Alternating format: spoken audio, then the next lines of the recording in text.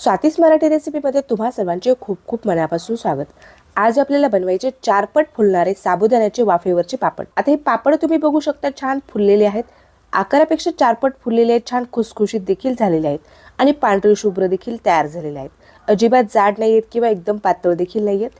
1 cup साबुदाण्यामध्ये आपल्या या ठिकाणी 40 ते 50 पापड तयार होतात आणि पापड बनवण्याचा जो वेळ आहे तो देखील एकदम कमी आहे।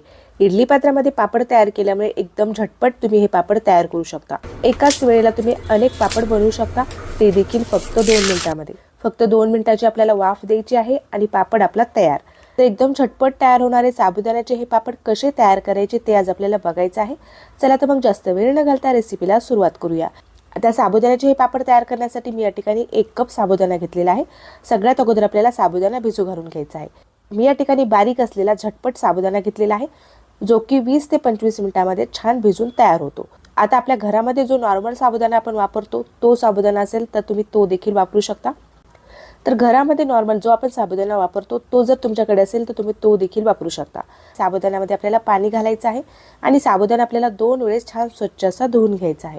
साबुदाणा मी या ठिकाणी छान स्वच्छ असा धुवून घेतलेला आहे। आता साबुदाण्यामध्ये आपल्याला पाणी घालून घ्यायचं आहे आणि साबुदाणा आपल्याला भिजण्यासाठी साईडला ठेवून द्यायचा आहे। तर बघू शकता तुम्ही साबुदाण्याच्या थोडंसं वरती पाणी आलेलं आहे, साबुदाणा पूर्णपणे पाण्यामध्ये बुडलेला आहे। तर अर्ध्या घंट्यासाठी आपल्याला हा साबुदाणा छान असा भिजवून घ्यायचा आहे। आता तुमच्याकडे जर मोठा साबुदाणा असेल तर तुम्ही हा साबुदाणा रात्री भिजू घालून घेतला तरी देखील हरकत नाही। रात्रीच तुम्ही हा साबुदाणा भिजू घालून घ्या, म्हणजे दुसऱ्या दिवशी सकाळी तुम्हाला लगेचच पापड तयार करायला घेता येईल। अर्धा घंटा झालेला आहे, साबुदाणा आपला छान भिजलेला आहे, प्रत्येक दाणा छान मोकळा आणि सुटसुटीत झालेला आहे, अजिबात चिकट नाहीये। बोटावरती दाबल्यानंतर हा साबुदाणा सहजच दबल्या जात आहे। छान आपला साबुदाणा भिजलेला आहे। आता आपल्याला या ठिकाणी यामध्ये मीठ टाकून घ्यायचं आहे। आपल्याला वाफेवरचे पापड तयार करायचे, त्यामुळे आपल्याला या ठिकाणी साबुदाण्यामध्ये लगेचच मीठ टाकून घ्यायचं आहे। अर्धा चमचा आपल्याला यामध्ये उपवासाचं मीठ घालून घ्यायचं आहे।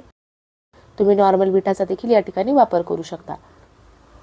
आता मीठ घातल्यानंतर आपल्याला साबुदाणा छान असा मिक्स करून घ्यायचा आहे।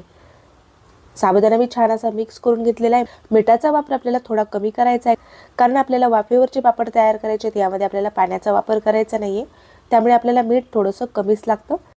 इडलीच्या प्लेटला मी तेल न लावताच या पापड्या तयार करून घेणार आहे। बरेच जण तेल लावून या ठिकाणी या पापड्या तयार करतात। पापड्या आपल्या वाळल्यानंतर तेलाचा जो वास आहे तो पापड्याला लागतो, त्यामुळे या ठिकाणी आपण तेलाचा वापर न करताच या पापड्या तयार करून घेणार आहोत। इडली पात्राच्या प्लेटमध्ये आपल्याला या ठिकाणी 1 चमचा साबुदाणा घालून घ्यायचा आहे। पातळ लेअरमध्ये आपल्याला हा साबुदाणा बोटाने पसरून घ्यायचा आहे। इडलीच्या प्रत्येक वाटीमध्ये आपण अशा पद्धतीने हा साबुदाणा पसरून घेतलेला आहे। जेवढा पातळ तुम्ही हा साबुदाणा पसरवतात तेवढी आपली पापडी पातळ तयार होते।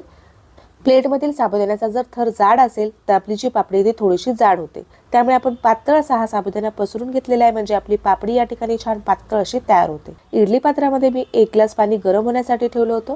पाणी आपले छान गरम झालेले आहे, पाण्याला छान उकळी आलेली आहे। आता इडली पात्रामध्ये आपल्याला या प्लेट ठेवून घ्यायच्या आहेत आणि यावरती झाकण ठेवून आणि फक्त 2 मिनिट आपल्याला याला वाफवून घ्यायचं। साबुदाणा आपला हलकासा पांढरा झाला की आपल्याला लगेचच गॅस बंद करायचा आहे आणि प्लेट आपल्याला बाहेर काढून घ्यायची आहे। साबुदाणा आपल्याला ओव्हर कुक करायचा नाही। साबुदाणा जर जास्त शिजला तर आपल्या ज्या पापड्या आहेत ते फुलत नाहीत। तर 2 मिनिट झालेले आहेत आणि झाकण मी या ठिकाणी उघडून घेतलेलं आहे। प्लेट आता आपल्याला इडली पात्रामधून बाहेर काढायच्या आहेत आणि थंड करून घ्यायच्या आहेत। हलकेशा आपल्याला याला थंड करून घ्यायचं आहे, जास्तही थंड होऊ द्यायचं नाहीये। प्लेट आपण हलकेशा थंड करून घेतलेल्या आहेत। आता या ठिकाणी आपल्याला पापड्या चमच्याने काढून घ्यायच्या आहेत। आपण इडली पात्राला तेल लावून घेतलेलं नाही, त्यामुळे आपल्याला पापड्या काढण्यासाठी पाण्याचा वापर करायचा आहे। तर एका वाटीमध्ये मी पाणी घेतलेलं आहे। पाण्यामध्ये आपल्याला चमचा बुडवून घ्यायचा आहे। चमचा आपल्याला पूर्णपणे ओला करायचा आहे, किंवा पापडीवरती देखील तुम्ही थोडंसं 1 चमचा पाणी टाकून घेऊ शकता, त्यामुळे आपल्या पापड्या एकदम सहजरित्या निघतात। तर बघू शकता एकदम कमी वेळामध्ये आपल्या ह्या पापड्या निघत आहेत। मस्त अशा आपल्या या साबुदाण्याचे चिप्स पापड्या तयार झालेल्या आहेत। दिसायला जरी ही पापडी छोटी दिसत असेल तरी देखील तळल्यानंतर ही चौपट फुलते आणि छान मोठा आकार घेते। एका ताटामध्ये आपल्याला या पापड्या पसरून घ्यायच्या आहेत, किंवा तुम्ही डायरेक्ट या पॉलिथिनवरती पसरून ऊन देऊ शकता, किंवा पंख्याच्या हवेखाली तुम्ही याला सुकून घेऊ शकता। तर मी सध्या तर या पापड्या ताटामध्ये काढून घेत आहे, नंतर मी या पापड्या पॉलिथिनवरती पसरून याला ऊन देऊन घेणार आहे, किंवा पंख्याखाली देखील तुम्ही या पापड्या सुकून घेऊ शकता।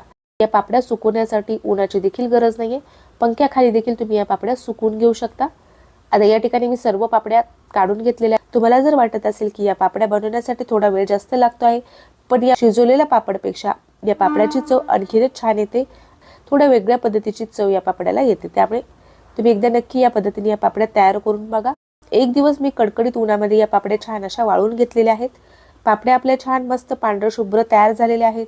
आता पापड्या मी लगेचच तुम्हाला तळून देखील दाखवणार आहे. कढईमध्ये मी तेल गरम होण्यासाठी ठेवलेलं आहे. तेल आपल्याला छान गरम करून घ्यायचं आहे. त्यानंतरच आपल्याला पापडी तळण्यासाठी तेलामध्ये सोडायची आहे. तेल जर तापलेलं नसेल तर आपली पापडी फुलणार नाही. याच्या आकारापेक्षा 4 पट ही पापडी फुललेली आहे. एकदम छान खुसखुशीत आणि पांढऱ्या शुभ्र अशा आपल्या पापड्या तयार झालेल्या आहेत. या ठिकाणी 2 पापड्या मी तुम्हाला दाखवत आहे. या 2 पापड्यामधील फरक तुम्ही बघू शकता. काचेसारखी पारदर्शक दिसत आहे ती पापडी आपण खूप जास्त शिजवलेली आहे. एका पापडीमधील साबुदाण्याचे जे कण आहेत ते पांढरे शुभ्र असे मोत्यासारखे दिसत आहेत.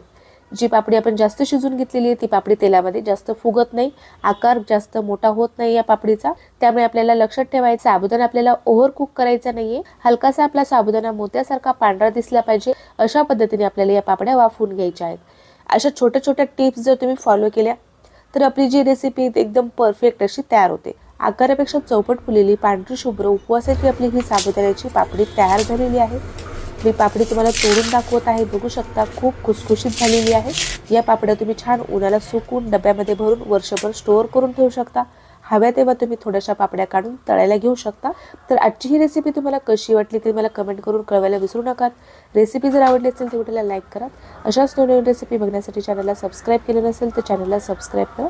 भेटूया तशीच एखाद्या छानशा आणि नवीन रेसिपीसोबत. तोपर्यंत धन्यवाद.